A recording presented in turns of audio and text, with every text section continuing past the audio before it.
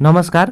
यो भिडियोमा आर्थिक वर्ष 2079-80 को वार्षिक बजेटको समीक्षा गर्नेछौँ। वार्षिक बजेटको कुल राशि हुनेछ 17 खर्ब 93 अर्ब 83 करोड। चालुतर्फ 7 खर्ब 93 अर्ब 40 करोड 42%। पुँजीगत तर्फ 3 खर्ब 80 अर्ब 38 करोड 21.2%। वित्तीय व्यवस्था 2 खर्ब 30 अर्ब 22 करोड 12.8%। देश र स्थानीय तहमा वित्तीय हस्तान्तरणतर्फ 4 खर्ब 29 अर्ब 83 करोड यानि कि 24% बजेट विनियोजन। अनुमान गरिएको खर्चको स्रोत आन्तरिक राजस्वबाट 12 खर्ब 40 अर्ब, वैदेशिक अनुदानबाट 5 अर्ब 11 करोड लिइनेछ। त्यस्तै वैदेशिक ऋणबाट 2 खर्ब 42 अर्ब 26 करोड र 2 खर्ब 56 अर्ब भने आन्तरिक ऋणबाट गरी कुल 4 खर्ब 98 अर्ब 46 करोड रुपैयाँ बराबरको ऋण लिने जनाइएको छ। किसानसँग सरकार। किसान हुनुमा आत्मसम्मान र गौरव वृद्धि गर्न सरकारले किसानसँग सरकार कार्यक्रम लागू गर्ने भएको छ। योगदानमा आधारित किसान पेन्सन योजना लागू गर्न किसान हित कोषको स्थापना गरिने र उक्त कोषमा हरेक महिना किसानले जम्मा गर्ने रकमको 10% नेपाल सरकारको तर्फबाट जम्मा गरिदिने व्यवस्था मिलाइनेछ। कोष स्थापना गर्न प्रारम्भमा बिउ पुँजी मार्फत 1 अर्ब रुपियाँ छुट्याइएको छ। किसान परिचय पत्रको आधारमा किसानलाई सार्वजनिक सेवामा सहुलियत तथा छुटको समेत व्यवस्था गर्ने जनाइएको छ। कृषि रूपान्तरणमा उल्लेख्य योगदानी गर्ने हरेक प्रदेशका 3-3वटा स्थानीय तहलाई 5-5 करोड रुपियाँ थप अनुदान दिइनेछ। सङ्घ प्रदेश एवं स्थानीय तहको समन्वयमा बाँझो एवं उपयोगविहीन खेतीयोग्य जमिनलाई कृषक, कृषि सहकारी समूह र सहकारीलाई भाडामा उपलब्ध गराउने व्यवस्था मिलाइनेछ।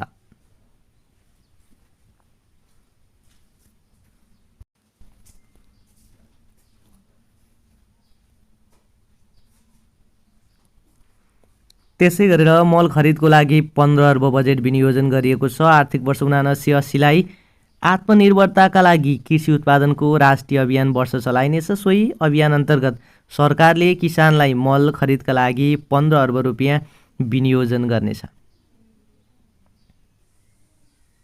स्टार्टअपका लागि 26 करोड रकम विनियोजन। देशका 7 प्रदेशमा बिजनेस इन्क्युबेसन सेन्टर स्थापनाका लागि सरकारले 26 करोड रुपियाँ विनियोजन गर्नेछ। नवप्रवर्तन अथवा स्टार्टअप व्यवसायलाई सहयोग गर्नको लागि भेन्चर क्यापिटल मार्फत बिउ पुँजी उत्पादन र प्रदान गरिनेछ।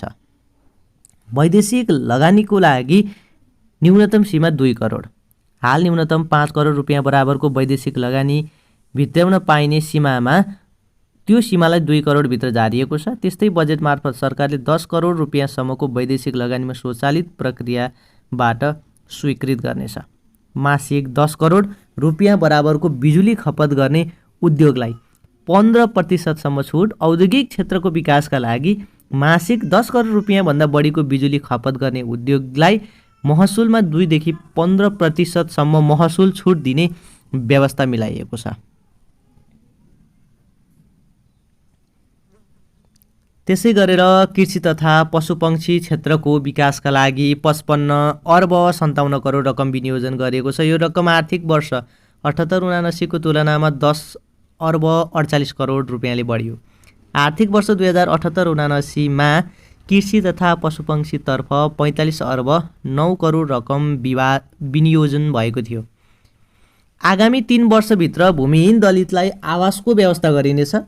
भूमिहीन दलित सुकुम्बासीको व्यवस्थापनको लागि राष्ट्रिय भूमि आयोगतर्फ काम अघि बढाउने, आयोग मार्फत थप 300 स्थानीय तहसँग मिलेर सहकार्य गर्ने, थप 5 लाख परिवारलाई जग्गा ध्वनि पूर्जा वितरण गरिनेछ। वैज्ञानिक भूमि सुधार योजना तयार गरी कार्यान्वयन गरिने तथा कृषियोग्य जमिन अन्य प्रायोजनकोमा प्रयोग गर्न निरुत्साहित गरिने, मुक्त कमैया, मुक्त हलिया, हरवाचरको पुनःस्थापना र रोजगारी एवं शिक्षा स्वास्थ्यको लागि बजेटको व्यवस्था गरिएको छ। नेपाली ठेकेदारले विदेशमा पनि काम गर्न पाउने, उत्पादनमा वृद्धि, मुलुकको विकास र समृद्धि विशेष अभियान दशकका रूपमा घोषणा। राष्ट्रिय चुरे कार्यक्रमलाई 1 अर्ब 17 करोड। निजगढ अन्तर्राष्ट्रिय विमानस्थल निर्माणको कार्य पनि अगाडि बढाइने। पर्यटन क्षेत्रमा 9 अर्ब 38 करोड, वन तथा वातावरण मन्त्रालयलाई 13 अर्ब, प्रधानमन्त्री रोजगार कार्यक्रमको लागि 7 अर्ब 5 करोड विनियोजन, उद्योग वाणिज्य तथा आपूर्ति मन्त्रालयका लागि 10 अर्ब 48 करोड रकम विनियोजन, कम्पनी मार्फत मात्रै अब घर जग्गा किनबेच गर्नुपर्ने व्यवस्था लागू गरिएको छ।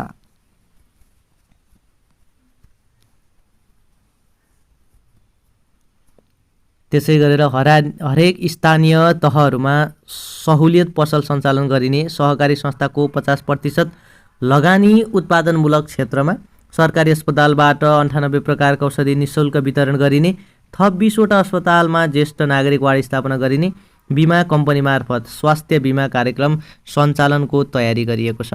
अब 68 वर्षसम्मै वृद्ध भत्ता पाइनेछ। 25 जिल्लाका सुत्केरीलाई मासिक 5,000 को दरले भत्ता दिइनेछ। डडेलधुरामा मेडिकल कलेजको स्थापना गरिनेछ। मृगौला पीडित, क्यान्सर लागेका र मेरुदण्ड पक्षघात भएका बिरामीलाई मासिक 5,000 भत्ता दिइनेछ। सामाजिक सुरक्षा भत्ता नलिने सो घोषणा गर्नेलाई सम्मान प्रदान गरिनेछ। विदेशी विद्यार्थीलाई आरक्षण र प्राध्यापकलाई आवागमनमा सहज बनाइनेछ। कृषि उत्पादन बढाउन प्रधानमन्त्रीको नेतृत्वमा उच्च स्तरीय संयन्त्रको गठन गरिनेछ।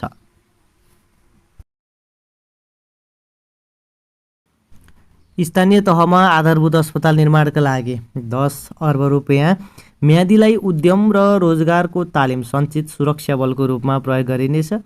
त्रिभुवन विमानस्थलको ट्याक्सीवे र दोस्रो टर्मिनल निर्माणका लागि 2 अर्ब 20 करोड रुपियाँ विनियोजन गरिएको छ। हरेक वडामा महिला सभा आयोजना गरिनेछ। निर्यातमा 8% नगद अनुदान र सबै घरधुरीलाई विद्युतीय चुलो प्रदान गरिने भएको छ। यो भिडियोमा हामी कुरा गरिराखेका छौँ 2079-80 को वार्षिक बजेटको समीक्षा। यसै गरेर फास्ट ट्र्याकलाई 30 अर्ब बजेट विनियोजन गरिएको छ। महिला बालबालिका तथा ज्येष्ठ नागरिक र मन्त्रालयलाई 1 अर्ब 77 करोड, आगामी वर्ष 10 लाख पर्यटन भित्र्याउने लक्ष्य। अब हुम्लामा पनि राष्ट्रिय सडक सञ्जाल जोडिने भएको छ।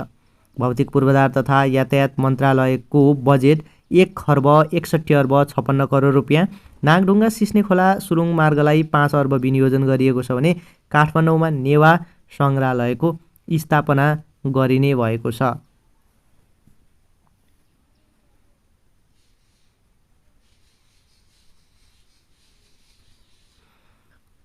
शिक्षातर्फ हेर्ने हो भने कक्षा 6 सम्म बालबालिकालाई दिवा खाजा भर्ना अघि निःशुल्क स्वास्थ्य परीक्षण सञ्चालन गरिनेछ। स्वास्थ्य विज्ञान प्रतिष्ठान मेडिकल कलेजले दुर्गम क्षेत्रमा निःशुल्क स्वास्थ्य शिविर सञ्चालन गर्नुपर्नेछ। सरकारको स्वीकृतिमा सबै किसिमका औषधिजन्य जडीबुटीको खेती गर्न दिइनेछ।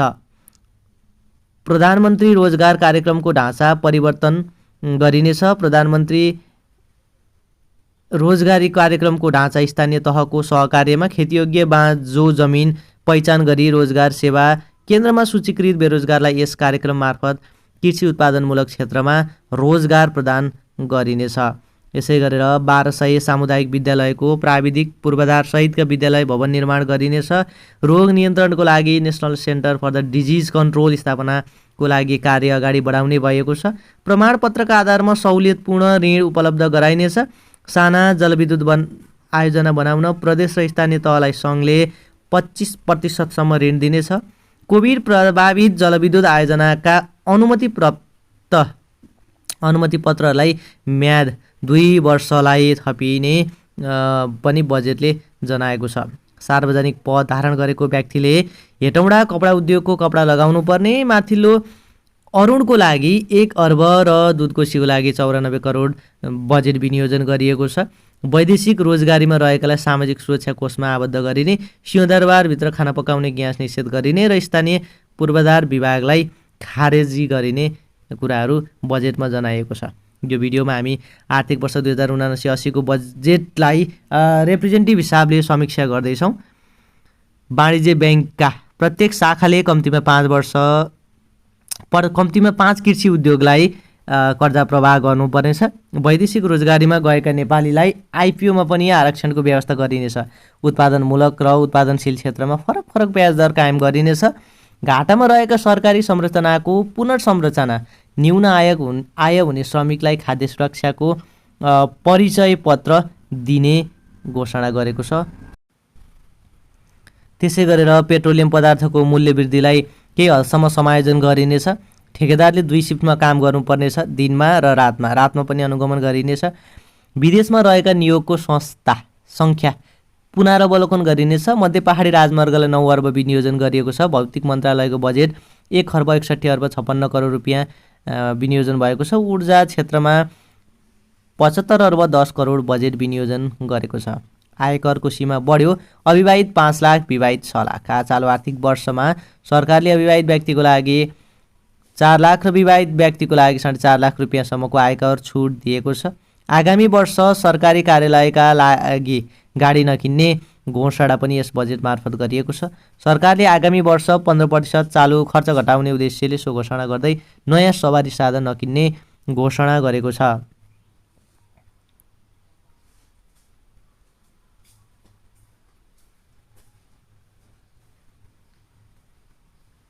धान, मकै, गहुँ र तरकारीको आयातलाई पनि 30%ले घटाइने भनिएको छ। स्थानीय तहहरूमा ग्रामीण विकास लघुवित्त वित्तीय संस्थामा सेयर लगानी गर्न दिइनेछ। अब गाउँपालिकाले 50 लाख र नगरपालिकाले 1 करोडसम्म सेयर वित्तीय संस्थाका सेयरहरूमा लगानी गर्ने भनेर पनि व्यवस्था गरिएको छ। गरिबीको रेखामुनि रहेका तथा विभेद र बहिष्करणमा रहेका वर्ग, क्षेत्र, लिङ्ग, जाति, समुदाय लगायतका सबै नागरिकको विकास र समृद्धिको आकाङ्क्षा सम्बोधन गर्नको लागि बजेट केन्द्रित गरेको छु भनेर अर्थमन्त्री जनार्दन शर्मा प्रभाकरले बताउनु भएको छ। हामी यस भिडियो मार्फत 79-80 को वार्षिक बजेटलाई एकदमै महत्त्वपूर्ण बुँदागत रूपमा समीक्षा गरिराखेका छौँ। स्मरण रहोस्, यो पूर्ण वार्षिक बजेटको समीक्षा भने होइन, केही महत्त्वपूर्ण जानकारी मात्रै भिडियोमा समेटिएको छ। सरकारी कर्मचारीको तलब 15%ले वृद्धि भएको छ। निजामती कर्मचारी, नेपाली सेना, नेपाल प्रहरी, सशस्त्र प्रहरी र शिक्षक लगायतका सबै सरकारी निकायको तलबमा वृद्धि भएको छ 15%ले। महँगी भत्ता भने यथास्थितिमा निरन्तरता दिने भएको छ। यसै गरेर उद्योगहरूको लागि 50 वर्षसम्मको लागि जग्गा लिजमा दिने व्यवस्था मिलाइएको छ।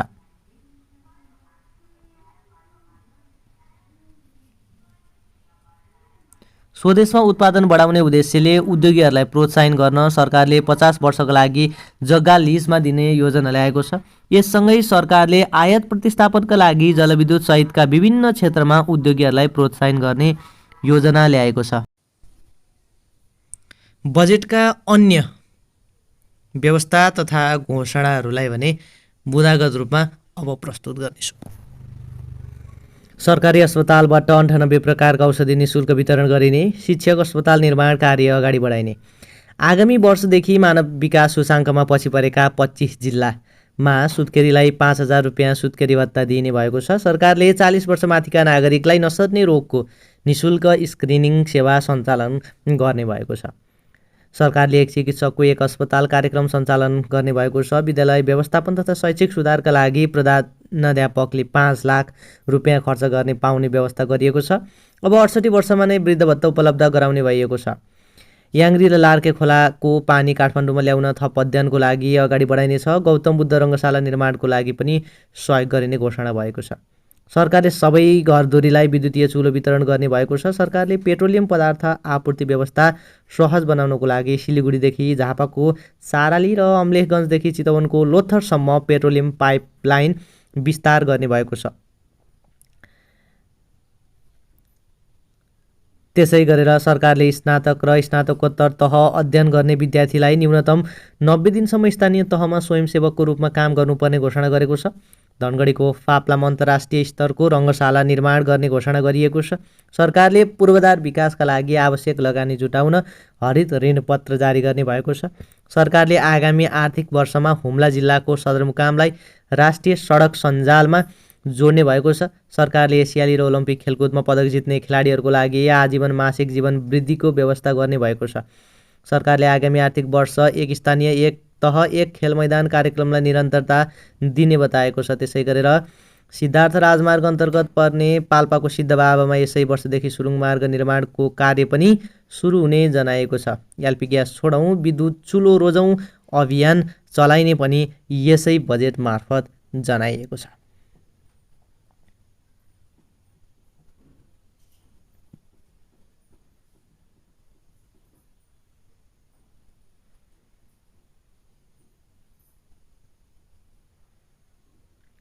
त्यसै गरेर सरकारले सहरी क्षेत्रमा ज्येष्ठ नागरिकको लागि पार्क बनाउने घोषणा गरेको छ।